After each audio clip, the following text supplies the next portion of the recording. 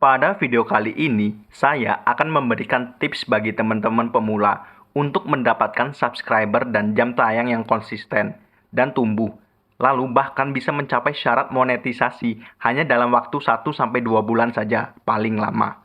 Penasaran caranya bagaimana teman-teman? Silahkan simak video ini dengan seksama dan jangan di skip-skip karena di sini saya akan memberikan informasi-informasi penting yang sangat sayang untuk teman-teman pemula lewatkan.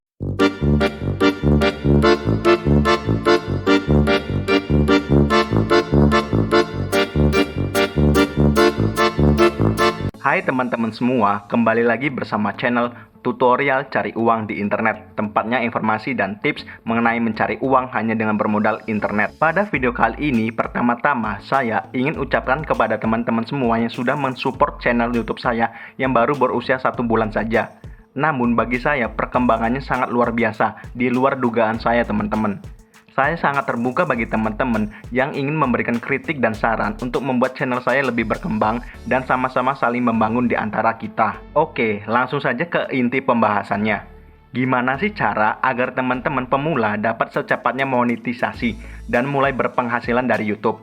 Jadi sama-sama kita ketahuin bahwa untuk menjadi partner YouTube atau monetisasi itu ada 4 langkah ya teman-teman yang harus kita lewatkan. Syarat atau langkahnya itu apa saja sih? Teman-teman untuk bisa mengajukan monetisasi, kalian diharuskan dalam kurun waktu 12 bulan atau setahun channelnya sudah mencapai 1000 subscriber dan 4000 jam tayang, serta melakukan verifikasi 2 langkah, dan yang terakhir tidak mempunyai teguran pedoman komunitas. Mungkin bagi kita sebagai YouTuber pemula, 2 syarat terakhir adalah yang paling mudah ya teman-teman. Tapi syarat 1000 subscriber dan 4000 jam tayang itu menjadi momok menakutkan bagi YouTuber pemula seperti kita teman-teman. Jujur saya di awal juga merasa pesimis. Apakah bisa dengan cepat untuk mencapai syarat-syarat monetisasi atau bahkan harus butuh waktu bertahun-tahun lamanya? Nah, di sini saya akan memberikan pengalaman saya selama 1 bulan ini sehingga berhasil mengumpulkan 1200 subscriber dan 2000 jam tayang lebih. Sekali lagi, niat saya di sini hanya sharing dan berbagi pengalaman saja, tidak bermaksud menggurui atau menyalahkan teman-teman yang mempunyai perbedaan pendapat. Jadi teman-teman, dalam waktu 1 bulan saya membangun channel saya memegang 5 prinsip yang harus dijalankan terus. Apa saja sih prinsip-prinsip tersebut? Yang pertama, membuat video yang bermanfaat terhadap penonton channel. Yang kedua, rajin upload, kalau bisa setiap hari teman-teman. Dan yang ketiga adalah kita menerapkan SEO dan thumbnail yang baik. Keempat adalah tema video pada channel kita harus tetap ya teman-teman. Dan yang terakhir dan yang paling penting, yang kelima, jangan pernah melakukan sub for sub. Kenapa sih 5 hal ini saya pegang sebagai prinsip? Nah, di sini akan saya jawab satu persatu ya teman-teman. Yang pertama, video yang bermanfaat. Kenapa harus video yang memiliki manfaat? Jawabannya sederhana teman-teman. Jika suatu hal ataupun apapun itu memiliki manfaat, maka itu akan terus dipakai hingga manfaatnya habis. Maksudnya adalah teman-teman, dengan membuat video yang bermanfaat terhadap penonton kita, itu akan membuat adanya alasan tersendiri untuk video kita ditonton atau mendapatkan views. Karena penonton sudah memiliki niat dan tujuan untuk menonton video kita. Dan ketika sudah menonton, mereka juga puas dengan hasil yang manfaat yang kita dapatkan atau mereka dapatkan, Video yang bermanfaat itu sangat luas ya teman-teman. Jadi sebelum kalian membuat video, pikirkanlah terlebih dahulu apa sih manfaat yang akan didapatkan oleh penonton jika mereka menonton video kalian. Jika sudah mengetahui manfaat video yang akan kalian atau penonton dapatkan, maka teman-teman sudah mempunyai 1 langkah lebih maju dibandingkan kreator lainnya. Yang kedua teman-teman, saya harus rajin upload setiap hari kalau bisa. Hal ini penting ya teman-teman. Sebagaimana kita ketahui bersama, YouTube ini bekerja dengan algoritmanya itu sendiri. Dan algoritma itu teman-teman memerlukan yang namanya data. Semakin banyak data yang terkumpul oleh suatu algoritma YouTube, maka semakin besar kemungkinan algoritma tersebut mengetahui tipe channel kita teman-teman seperti apa dan audiens atau penonton yang cocok dengan video yang kalian punya di channel kita. Oleh karena itu, dibutuhkannya banyak data untuk algoritma YouTube bekerja. Maka saya sarankan untuk teman-teman pemula konsisten mengupload videonya, kalau bisa sehari 1 video. Dalam pengalaman saya, algoritma YouTube membutuhkan waktu 2 minggu untuk mengetahui channel saya seperti apa dan audiens yang cocok untuk channel saya. Dan setelah algoritma YouTube mulai mengetahui channel saya, disitulah terdapat perkembangan yang cukup signifikan di channel saya. Yang ketiga adalah teman-teman juga harus melakukan SEO atau SEO dan membuat thumbnail yang bagus. Apa sih itu SEO? SEO adalah Search Engine Optimization atau langkah optimasi dari video yang teman-teman buat dan unggah di YouTube. Tujuan utama optimasi ini adalah untuk membuat video lebih banyak diakses oleh penonton dengan memakai kata kunci tertentu ya teman-teman, yang pastinya satu tema dengan channel kita. Di sini saya jujur bukanlah ahli dari SEO, namun saya menggunakan tools yang namanya TubeBuddy untuk mencari kata kunci yang tepat untuk video saya, dan saya memakainya di judul video, deskripsi, serta tag video teman-teman. Sedangkan thumbnail juga tidak kalah pentingnya untuk mengembangkan channel YouTube kita teman-teman sebagai pemula.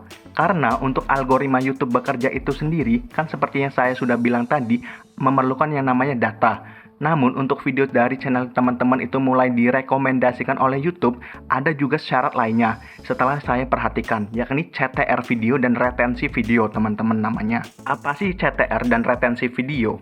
CTR adalah persentase klik dari tayangan video kita yang dilakukan oleh YouTube. Misalkan teman-teman, YouTube menampilkan 100 kali video kita dan yang mengklik hanya 5 orang. Berarti CTR video teman-teman atau kita hanya 5% saja. Sepengalaman saya ya teman-teman, CTR yang bagus itu di antara 15% ke atas teman-teman, atau bisa juga 10% ke atas. Contohnya adalah video saya yang ini ya teman-teman, yang mana pada awal tayang mempunyai CTR sebesar 22%, dan dalam 2 hari saja ini sudah mendapatkan 19.000 views. Nah, untuk mendapatkan CTR yang bagus itu memerlukan yang namanya thumbnail video yang menarik teman-teman. Saya jujur bukanlah seorang grafik designer yang hebat, namun saya sarankan untuk teman-teman silakan gunakan template-template yang tersedia di website Canva untuk digunakan sebagai thumbnail YouTube kalian. Lalu retensi video adalah lamanya durasi tonton yang dihabiskan oleh viewer atau penonton dalam menonton video kita. Misalkan video teman-teman buat itu 10 menit, tapi rata-rata viewernya hanya menonton 1 menit saja, yang berarti retensi videonya hanya 10% ya teman-teman. Itu buruk teman-teman, karena YouTube menganggapnya video teman-teman itu tidak disukai atau kurang bisa untuk menetapkan penonton untuk stay di video kalian lebih lama. Menurut pengalaman saya teman-teman, retensi video yang bagus itu di antara kisaran 25-30% atau bahkan lebih bagus, lebih dari itu teman-teman. Nah, gimana sih cara untuk meningkatkan retensi video?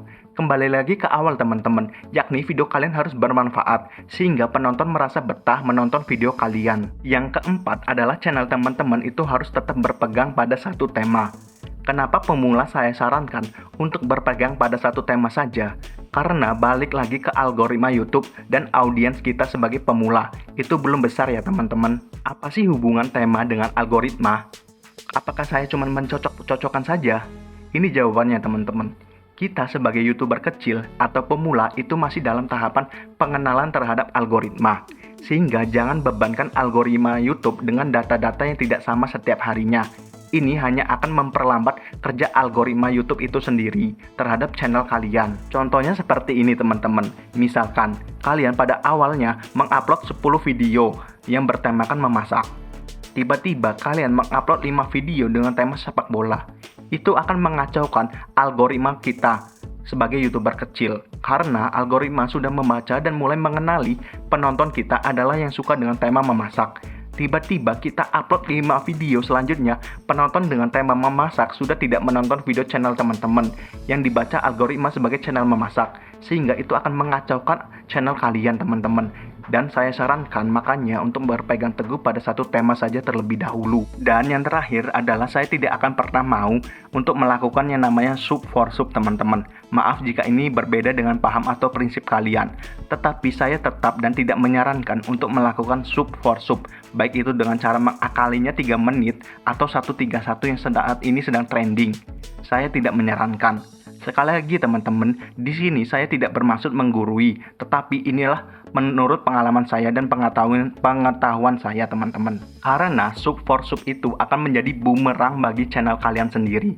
Saya katakan sekali lagi, algoritma YouTube itu bekerja dengan data. Dan data itu tidak akan pernah bohong teman-teman. Mau kalian akali 3 menit atau 131 pun tetap akan terbaca ketidaksinkronan oleh algoritma YouTube itu sendiri. Karena YouTube itu sendiri adalah perusahaan iklan ya teman-teman. Ya iklan, mereka menjual iklan untuk mendapatkan revenue. Dan data itu adalah ibarat emas bagi YouTube. Sehingga semakin akurat kecocokan data yang bisa YouTube hasilkan, semakin laku jasa iklan YouTube itu sendiri teman-teman. Sehingga algoritma YouTube itu bekerja untuk mencocokkan data-data channel dan penonton di platform mereka. Dan tindakan sub for sub baik itu 3 menit atau 131 akan merusak data kecocokan channel kalian terhadap algoritma. Baik, itulah saja yang saya bisa sampaikan pada saat ini. Sekali lagi terima kasih teman-teman atas dukungannya selama 1 bulan terakhir. Di sini saya hanya berniat sharing tanpa maksud untuk menggurui siapapun. Bagi yang tidak sejalan, saya minta maaf. Saya hanya membagikan pengalaman dan pengetahuan saya. Terima kasih jika kalian merasa video ini bermanfaat. Silakan like, comment, share, dan subscribe. Sampai jumpa pada video berikutnya.